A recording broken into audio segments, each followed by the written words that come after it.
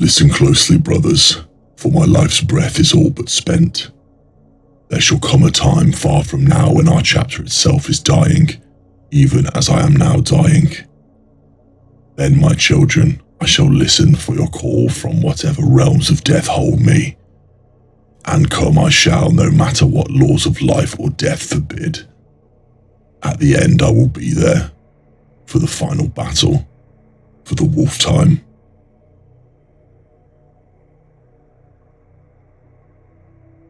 Within the vast grim darkness of the Warhammer 40K verse, the 20 Primarchs stand as demigods, the genetically engineered sons of the Emperor of Mankind, each a paragon of war and leadership in their own right. Debates among scholars and strategists regarding their relative strengths and capabilities have persisted for millennia.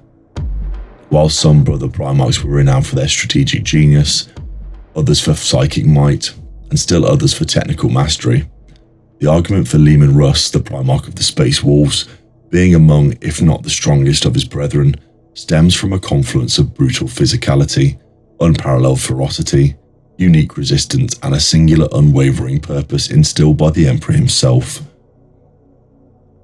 Greetings all, I'm your guide, the Archivist. Today I will dive into why Leman Russ could be considered the strongest Primarch. Before we begin, please make sure to like the like and subscribe waypoints, or join to become an acolyte down below, so that more people can learn from the archives. To understand the basis of this claim, one must first delve into the details of Russ's upbringing and nature. Unlike his brothers who landed on technologically advanced or politically complex worlds, Russ was raised on Fenris, a death world of ice, volcanism and monstrous predators. This savage environment forged in him an inherent, almost primal strength and resilience. He learned to fight not only with sophisticated tactics or advanced weaponry initially, but with tooth and claw, relying on instinct, raw power and unwavering tenacity. This foundation gave him a physical toughness and a ferocious disposition that few, if any, of his brothers could match in a direct, no-holds-barred confrontation. His very being seemed attuned to the raw, untamed power of nature, a force that manifested in his physical might and his legendary speed and agility, surprising for one of his imposing stature. Furthermore, Russ was uniquely positioned by the Emperor as the ultimate enforcer, the executioner among his sons. This role was not arbitrary, it required a specific kind of strength that went beyond mere battlefield command. It demanded the ability to confront and, if necessary, defeat a brother, a task that would break the will or moral compass of lesser beings. The Emperor knew that should any of his sons stray too far, he would need a loyal, capable, and utterly ruthless instrument to bring them to heel. Russ, with his uncomplicated yet deep-seated loyalty, his astonishing combat prowess, and his willingness to embrace the brutal necessities of war, was perfectly suited.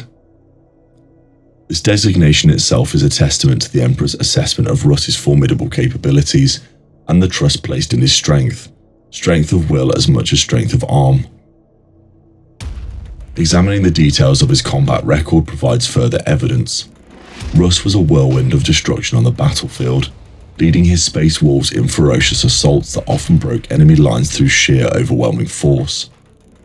While some Primarchs were master duelists or strategic planners, Russ excelled in the direct, brutal application of overwhelming power. He favoured weapons such as the Frost Axe Mjolnir, or the Spear of Russ, known by the Emperor of Mankind as the Dionysian Spear and sometimes known as the Wolf Spear or its hidden name Gungir, were instruments of utter carnage. Wielded with a skill honed by ceaseless desperate struggle on Fenris and countless battlefields across the galaxy, landing many wounds and injuries on even Primarch-level figures in the setting. Perhaps the most cited instance supporting the argument for Russ's supreme physical strength is his duel with Magnus the Red on Prospero. While the context is complex and fraught with tragedy and external influence, the physical confrontation itself showcased Russ's incredible power. He did not defeat the psychic might of Magnus through esoteric counters, but through sheer unadulterated physical force, empowering a Primarch that was arguably the most psychically gifted. The details of that battle describe Russ tearing apart Magnus's physical form through brutal blows, While Magnus allowed himself to be struck down in many interpretations, the capacity of Russ to inflict such devastating damage upon a being of Magnus's power highlights a physical strength potentially unmatched by his siblings. Even against other martial Primarchs like Angron or Fulgrim, Russ was considered a formidable opponent, capable of holding his own and even gaining the upper hand through his unique blend of ferocity and innate power. Moreover, Russ possessed a form of resilience to psychic or unnatural influence shared by few others. While not an untouchable, the spirit of the wolf within him, a nebulous but potent force, seemed to grant him a degree of resilience against war-based powers and mental manipulation that many of his more civilized brothers lacked. In a universe where the greatest threats often stem from the immaterial realm, this unique strength provided a crucial advantage and speaks to a deeper, perhaps more fundamentally resilient nature. Let them howl, for they howl for the All-Father. Let them hunt, for they hunt his foes. Let them fight, for they fight his wars. Let them die, for they die in his honor. This quote encapsulates the core ethos of Russ and his legion, a fierce, almost religious dedication to the Emperor, expressed through brutal, relentless action. This unwavering focus, this lack of internal conflict that plagued many of his brothers, was itself a form of strength. While others rest with philosophy, ambition, or doubt, Russ largely remained a singular focused weapon, directed by his profound loyalty. This mental clarity, while sometimes perceived as single-mindedness by his more intellectual brothers, translated into decisiveness and often devastating action on the battlefield. He was unburdened by the existential dread or complex moral quandaries that could paralyze or compromise others, making him a terrifyingly effective engine of destruction. It's important to acknowledge that strength amongst the Primarchs was multifaceted. Sanguinius possessed an aura of grace and power that could inspire millions and terrify demons. Horus had unparalleled charisma and strategic acumen, coupled with immense power. The Lion was a master strategist and a duelist of cold, calculating precision. Guilliman was the architect of empires and logistics. Vulcan was nigh indestructible and a craftsman of unparalleled skill. Each had their own domains of supremacy. However, when the argument is narrowed down to sheer capacity for physical destruction, direct combat effectiveness, and the capability to overcome immense resistance through force, Russ stands at the very apex. His strength was not refined or elegant, it was raw, brutal, and overwhelming, like a Fenrisian storm unleashed. While some may point to instances where Russ didn't achieve a clean victory or made strategic errors born of impulsiveness, such moments do not diminish the core assertion of his physical and combative might. His confrontations with his brothers, both loyalist and traitor, frequently devolved into brutal slugging matches where his intrinsic power shone through. He fought Ferrus Manus to a standstill, battled the Lion, and as mentioned, physically broke Magnus. These are not the feats of a merely strong individual, but a being operating at the absolute peak of transhuman capability.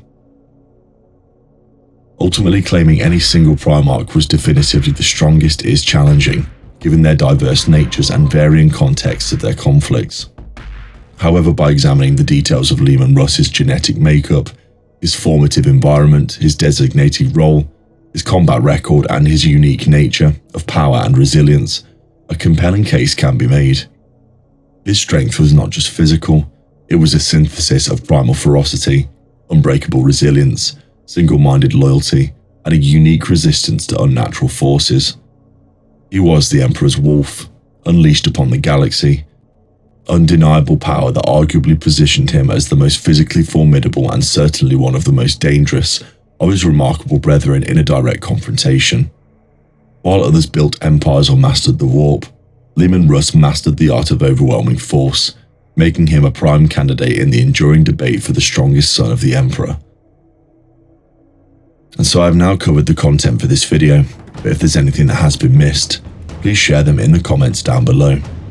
If you enjoyed this content, please like the like and subscribe waypoints, or join to become an acolyte down below, so that more people can learn from the archives. In the grim dark of the far future, there is only War.